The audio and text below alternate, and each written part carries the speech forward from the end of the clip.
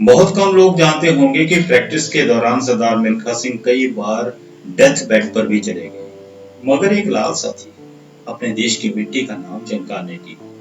खेल के प्रति उनका ये लगाव ही तो मिल्खा सिंह को आम खिलाड़ियों से अलग साबित करता है। बच्चे, बात ये है कि मैंने ये इरादा बनाया था कि मैंने ओलंपिक और वर्ल्ड रिकॉर्ड तोड़ना है। ऐसे तो टूटता नहीं है। कितनी बार मैं मौत से लड़ा हूँ, कितनी बार मैं डेथ बेड पर रहा हूँ, कितनी बार मुझे ऑक्सीजन लगी रही है।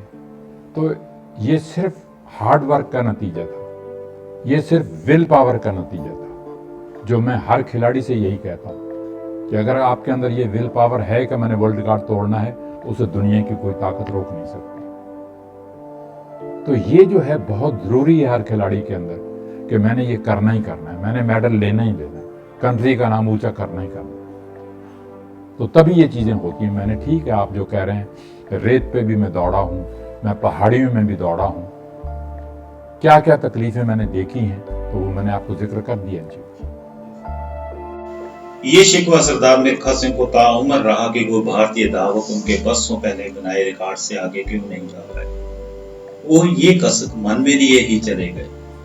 वो मानते थे कि भारत में प्रतिभाओं की कमी नहीं है, कोचिज की कमी भी नहीं है और इंफ्रास्ट्रक्चर की भी कमी नहीं है, तो फिर कमी है कहाँ? वो कहते थे कि कमी सिर्फ सोच में है। उन्होंने 2020 में होने वाले ओलंपिक्स में बेहतर प्रदर्शन की उम्मीद जाहिर की थी, लेकिन ये ओलंपिक कोरोना की भेंट चढ़ गया। अब यदि ओलंपिक इस साल होने भी जा रहा है, तो इसे देखने के लिए हमारे बीच सरदार मिल्खा सिंह नहीं होंगे। है ना अफसोस की बात। वो बच्चे, मैंने देखा है इस दफ़ा हमारा स्टैंडर्ड काफ़ी आगे बढ़ा है एशियन गेम्स के अंदर, और हमने यहीं नहीं रुकना है, हमने आगे बढ़ना है। एथलेटिक के अंदर मिल्खा सिंह के बाद मैं आपको बताना चाहता हूँ कि अभी तक हमारा, जब से इंडिया आज़ाद हुआ है, मेडल नहीं आया। दूसरी गेम्स के अंदर तो आ गए हैं, शूटिंग के अंदर, रेसलिंग के अंदर और बैडमिंटन में भी, और भी एक दो गेम्स हैं जिनके अंदर हमने मेडल ले दिए हैं, मगर नंबर 1 गेम जो मानी जाती है वो एथलेटिक मानी जाती है दुनिया में। आज एक हुसैन बोल्ट है और जमैका का नाम सारी दुनिया में छाया हुआ है। तो मैं ये चाहता हूँ, मेरी ये डिज़ायर है कि हमारे देश में भी टैलेंट की कमी नहीं है। बहुत लोग पढ़े हैं, बहुत लोग मिल्खा सिंह बन सकते हैं, बहुत लोग पीटी उषा बन सकते हैं, बहुत लोग साइना नेहवाल, पीवी संधू बन सकते हैं, मगर हमने मेहनत करनी है, हार्ड वर्क करना है, तब बन सकते हैं, अदरवाइज नहीं बन सकते। अब जैसे कोचेस की बात है, गोपी चंद है, उसको रात दिन यही रहता है कि मैंने अपनी बेटी को किस तरह से ओलंपिक के अंदर मेडल दिलाना है, मैंने अपने बेटे को किस तरह से ओलंपिक में मेडल दिलाना है। तो रात दिन उसके दिमाग में चीज़ रहती है। जब तक हमारे कोचेस के दिमाग में चीज़ें नहीं आएंगी, तब तक हमारा स्टैंडर्ड बढ़ना जो है वो बहुत, इन चीज़ों, इन एथलेटिक के अंदर स्पेशली, और हॉकी हमने देखो सारी दुनिया को सिखलाई, और आज एशिया के अंदर हमारी क्या पोजीशन है। सारी दुनिया को, मेरी आंखों देखी बात है, कितनी बार मैंने ओलंपिक गेम्स के अंदर देखा हमने गोल्ड मेडल जीता है। जहाँ ध्यानचंद के टाइम था, ध्यानचंद के ज़माने का मैं जानता हूँ, ध्यानचंद जी मेरे साथ ट्रेनिंग किया करते। तो ये चीज़ें जो हैं हमें मेंटेन करनी होंगी, आगे बढ़ना होगा, तब बात बनेगी, अदरवाइज नहीं। हमारे प्राइम मिनिस्टर भी चाहते हैं कि हमारे आने वाली ओलंपिक के अंदर, जो 2020 के अंदर, हमने गोल्ड मेडल जीतने हैं। गोल्ड मेडल बातों से नहीं जीते जाते।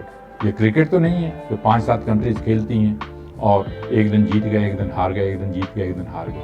अरे वहाँ पे 230 कंट्रीज पार्टिसिपेट करने के लिए आती है, और हर कंट्री तैयारी करके आती है कि हमने मेडल लेने हैं, हमने मेडल लेने हैं। अगर मेडल लेने हैं तो इस तरह से नहीं, इस तरह से आएंगे, अगर मेहनत करोगे और कोचेज हार्ड वर्क करेंगे। खिलाड़ियों के अधिकारों, उनके हकूक के लिए वो हमेशा अड़े रहते थे, लेकिन क्या आज के खिलाड़ी को उसकी प्रतिस्पर्धा और योग्यता के अनुसार वो मुकाम मिल रहा है जिसका वो अधिकारी होता है?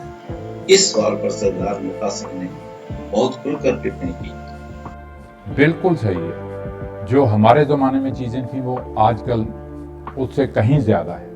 हमारे ज़माने में तो कुछ भी नहीं था, स्पोर्ट्स मिनिस्ट्री नहीं थी, स्टेडियम नहीं थे, कोचेज नहीं थे, लेटेस्ट इक्विपमेंट नहीं था, कुछ भी नहीं था। आज किसी चीज़ की कमी नहीं, आज सब कुछ हमारे पास हमारे देश में है। मगर कमी है तो हार्ड वर्क की है और विल पावर की है, वो मैंने आपको पहले भी जिक्र कर दिया। नशे का सेवन खेल के बाद में बहुत बड़ा रोड़ा होता है।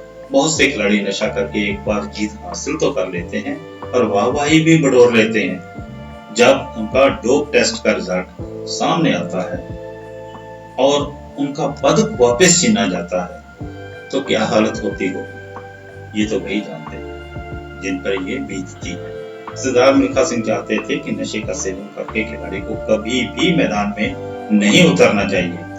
बाद में ये बदनामी का कारण तो बनता ही है, साथ ही खिलाड़ी सदा के लिए प्रतिबंधित हो जाता।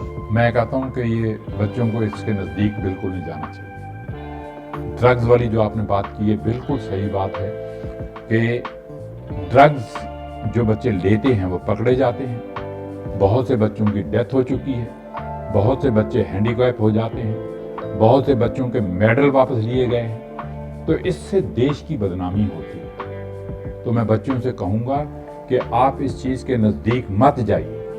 अगर आज आप ड्रग्स लेके 100 मीटर दौड़ जाते हो तो आपकी डेथ भी हो सकती है, आप मर भी सकते हैं, आपके मेडल वापस हो सकते हैं, आपके माँ बाप की बदनामी होगी, आपके देश की बदनामी होगी। तो इसलिए मैं बच्चों से ये एडवाइस करूँगा कि आप ड्रग्स के नज़दीक मत जाइए, ये काम मत कीजिए जिससे देश को बदनामी का धब्बा